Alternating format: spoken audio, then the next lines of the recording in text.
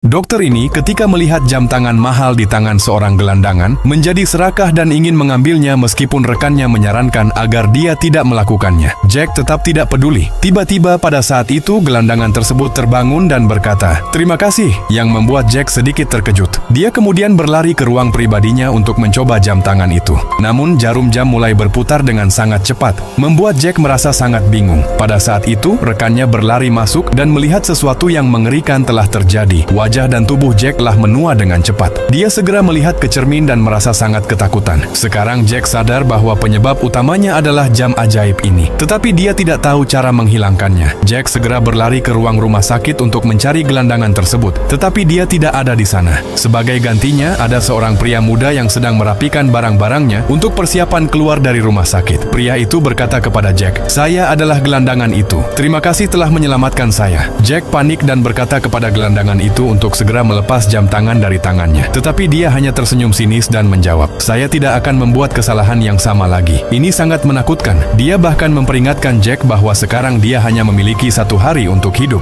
Jack sangat ketakutan dan segera pergi ke rekannya untuk meminta menghancurkan jam tangan itu. Namun, anehnya ketika John hendak mengambil palu untuk menghancurkan kaca jam, jam itu berpindah ke lengan Jack yang lain, yang berarti tidak ada cara untuk menghancurkan jam ajaib ini, kecuali seseorang sengaja melepasnya dari tangan Jack. Jack sangat kecewa dan memberitahu John bahwa sekarang satu-satunya cara adalah menipu seseorang untuk mengambil jam tangan ini. Namun John memperingatkannya bahwa itu adalah hal yang kejam untuk dilakukan karena dia sengaja akan membahayakan seseorang. Akhirnya John memberikan nasihat kepada Jack untuk melakukan hal-hal yang baik dan manusiawi. Mungkin itu akan membantunya hidup lebih damai. Namun Jack tidak lagi berniat mendengarkan nasihat John karena kematian sudah semakin mendekat. Dalam kepanikan, dia berlari keluar ke lorong dan memberitahu semua orang untuk segera melepas jam tangan dari tangannya. Tentu saja semua orang menolak dan menjauh dari Jack. Saat pria itu menderita dan bosan dengan hidupnya, dia melihat seorang pasien lansia yang sedang dibawa ke ruang gawat darurat oleh keluarganya. Jack segera memberitahu keluarga pasien untuk memanggil dokter darurat.